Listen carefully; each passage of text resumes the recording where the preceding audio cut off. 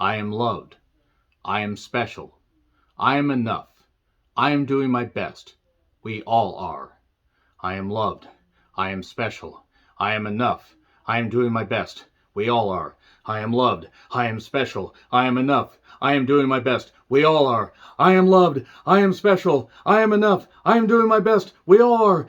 Sincerely, Cecilia. Sissy is a Shudder original written and directed by Hannah Barlow and Kane Sienis. Stars Hannah Barlow as Emma and Aisha D as Cecilia/Sissy, who are two former childhood friends that reunite on a chance encounter in a pharmacy, and the memories flow back. I mean, this is how close they were as children. They were so close that, hell, they even made home videos. They even made a time capsule. If you're unfamiliar with what a time capsule is because you're not around my age, aka 41, some friends, when they were so close, they would put a bunch of items that meant a lot to them as a kid in a box, and then they would bury it somewhere that meant a lot to them, or just somewhere random, and then we would dig it up a whole bunch of years later, and my God, the memories would flow back. We would always be friends. We'd be friends till the end, and now that song from Miami Connection is stuck in my head, and if you get it, you get it.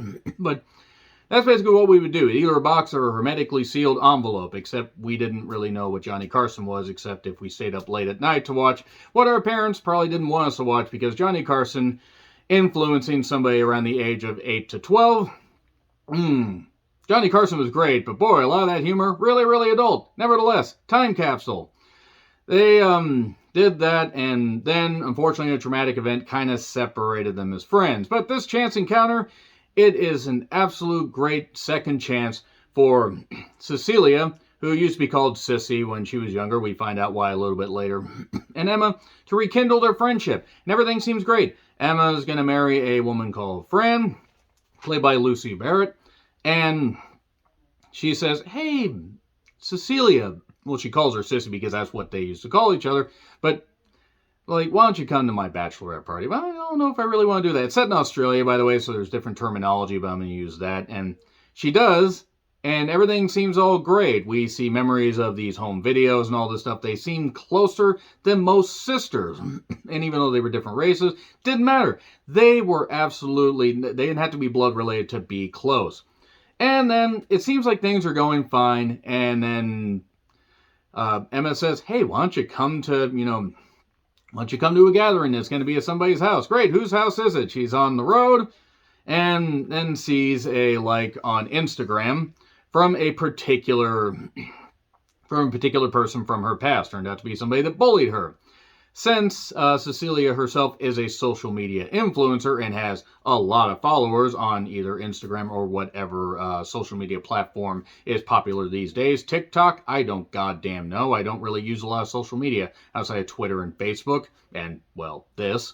But nevertheless, she's popular, and she does a lot of self-help guru stuff. She's not a psychologist. She doesn't even play one on TV or on social media, but she tries to help people.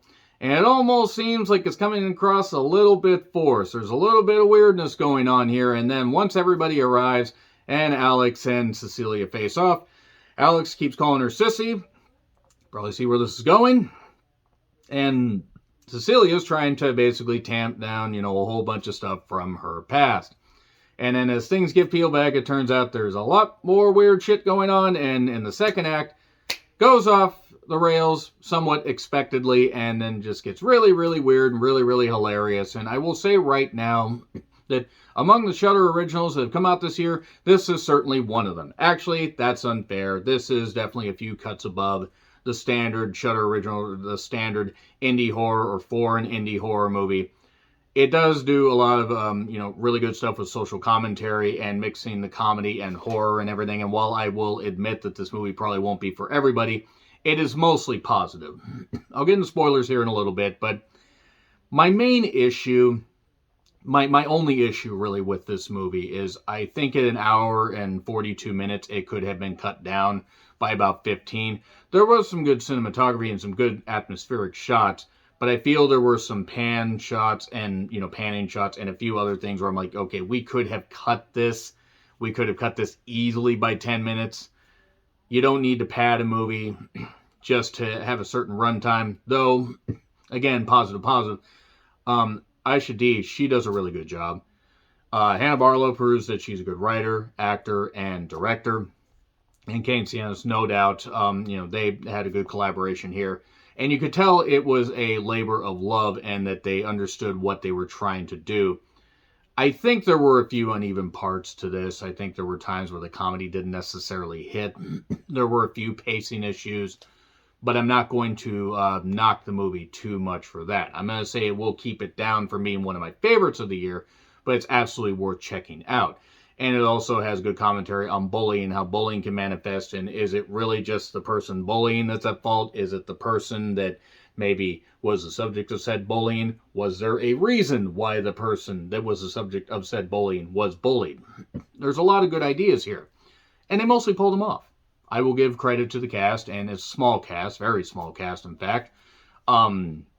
We see like a few children in these flashbacks, and it's nice to have these home video inclusions because we get to see that, okay, this is how things played out the way they did. And overall, I would say that it's definitely a mostly positive experience, except for the aforementioned issues I talked about, but they're not deal breakers. It is quite good and quite enjoyable. So now I'm going to get into spoilers. It's on Shudder if you want to check it out. Shudder is a hell of a goddamn deal, hell of a goddamn bargain. Well worth checking out. No, I'm not sponsored, but I'm a horror movie fan, so of course I'm going to check out any of their stuff. Well, as much of their stuff as I can. But anyway, 3, 2, 1, and spoilers. Okay, so that whole thing about why Alex and Cecilia have tension. Cecilia keeps doing her social media stuff and the self-help guru stuff, and has like a rope thing, and a rope is our boundary and everything, and people can't come in. They can't enter our space. This is a safe space. And then during this bachelorette party thing where everybody's singing karaoke, very drunk karaoke, because she knows me so well, sister, sister, never were there such devoted sisters. And she kind of strikes up a friendship with Fran because, okay, Fran's like, yeah, sure, okay, let's, you meant a lot to her or whatever. Obviously, she loves me, but she cares a lot about you, wants to rekindle. This is fine. So, Emma invites Cecilia along, and then at one point during the trip, there's this dead animal on the road. Well, because we're in Australia, this roo jumps across. Either a kangaroo or a baby roo, I don't exactly know, but ends up hitting it, and because it's mostly dead, they back over it. It's a humane thing to do. That factors in a little bit later. And then Alex and Cecilia have tension. Alex has a mark on her cheek. It turns out that what happened during one particular bullying part where Emma did not invite Cecilia to her birthday party, even though she's her best friend, well, Alex kept picking on her too much and got the gardening trowel right in her goddamn cheek because Cecilia snapped. But it was an accident. She didn't mean to. She was a kid. It's okay. Totally fine. And Cecilia's job was also called into question because, well, what if somebody takes your advice, or what if somebody reaches out to you and you don't answer and they end up ending their life and everything? It's kind of your fault. It's kind of all this stuff. And there's a lot of stuff thrown in at one point. It's a little bit much. And Cecilia is still haunted by this trauma. Alex is still haunted by this trauma, even though, let's be perfectly honest, Alex is the one that caused this. But then you have to wonder also what maybe Cecilia caused to end up causing all this particular drama. What she did, what was in her past, because there's a bit of exploration here. There's a bit more. They could do a prequel to this and talk about what happened in Cecilia's past, in all honesty. But Alex basically says, well, you're a psychopath. You're a goddamn psychopath. They're talking while they're on like a little day camping trip. They're floating in a little creek. I mean, literally a little creek. Everybody else goes off just somewhere. And then Alex decides to film Cecilia and just basically, traumatize her and everything and say, well, look what she did to my face. Talk about what you did to my face. Well, then she's about to go upload the video. Then there's this geode rock that was given as a gift that Cecilia says, okay, hits her in the head and seemingly kills her. Stops the video from being uploaded and is panicking because she killed somebody. Yeah, it was her childhood bully that was bullying her, but still she killed somebody. Then she buries him in a shallow grave. And then the one guy in the movie, Jamie, who's disabled, I don't know what particular disease he had or illness, I'm not sure, or if it was just like a car accident. He's on a crutch. Well, he ends up pissing out in the woods, and he ends up pissing on the shallow grave. And then he sees the body. Even though he's high, he recognizes what Cecilia did. And Cecilia basically has to stop all this stuff, she has to stop people from finding out that she murdered Alex. Because she wanted to stop at one person, but then she killed another, and another, and another. Well, that explains the first 3 killings. If you get that reference, I love you guys. Jamie, who's disabled, by the way, they get near a cliff. She's trying to, it seemed like she's trying to reason with him. He's trying to reason with her. But then she shoves him off the cliff, and he splatters. And then this stuff just keeps going. It just keeps goddamn going. Cecilia continues to just basically lose it. She's trying to continue the social media influencer thing while she's losing her mind because she's nuts. Because it turns out Alex is right about that. Alex is, by the way, very much alive. Very, very much alive. And during this whole time,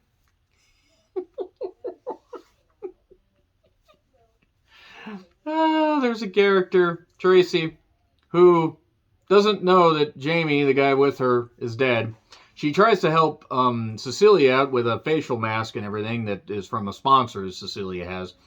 And then she's trying to talk to her, and she's like, and again, Cecilia, just losing her goddamn mind, basically ends up pushing Tracy into the tub. And her hair gets caught in the drain, gets sucked down, and she ends up getting, drowning, and the hair gets ripped out, and the blood all flows through there and everything. And then, somehow Fran got missing during this whole camping trip, because I guess everybody was drunk. She gets in the van. The van, by the way, that's got the damage still from the roof. This is incredible. All the blood on the windshield. Nobody bothered to wash it off. She starts racing. She says, it was supposed to be me and, Emma. Not you and Emma. It was supposed to be me. We were supposed to grow old together. And she's just basically snapping. And Fran's like, hey, I can't get my belt to work. Could you stop the car? Could you stop the car? Let me drive. Well, then she stops the car. They're going about 140 kilometers because Australia. And Fran goes through the windshield. And Fran's damaged. And then she remembers the whole thing, Cecilia does, about the kangaroo. And she says it's a humane thing to do. Backs over her head. Pretty good gore scene right there. And then Alex is stumbling around. Manages to call the police. They pin her location. And then Cecilia and Emma basically have it out. Cecilia beats down, or not doesn't beat down, but knocks out Emma, ties her up, is coloring her hair kind of like how they were in this particular video when they were wearing pink wigs. And then Emma frees herself, starts beating the shit out of Cecilia, and then, because Alex can't see what's going on, Cecilia gets away from her. Emma's on the table, and Alex thinking it's her, boop, boop, boop, boop, boop, boop, boop. This does not look like she's hitting her with a crutch. I do apologize. But she hits her, destroys her, and then it becomes clear, wait a second, that's Cecilia. Shit, I need to attack her. And then the police arrive and shoot Alex. There was like one scene with the police that were called, and this guy was kind of a comedy guy. And then, basically, and before Emma got killed, she threw the time capsule in the fireplace, which really set Cecilia off. But then Cecilia continues her blog. She's the only survivor of this massacre by Alex, or Alexander Kuntis. And the blog continues. She's got a book. She got all this stuff and everything. So I guess love conquers all. Don't bully people because they might be psychotic. Psychos win. I don't really know what the message is. B+, it's entertaining. It has a good social commentary. Again, the pacing issues kind of take me away from having, giving it an A. But I definitely want to see what Hannah Barlow and Kane Siennas can do in the future. Agree, disagree what I said? Like, share, subscribe, Twitter handle in the description. I'm John Ricklin. I'll see you soon.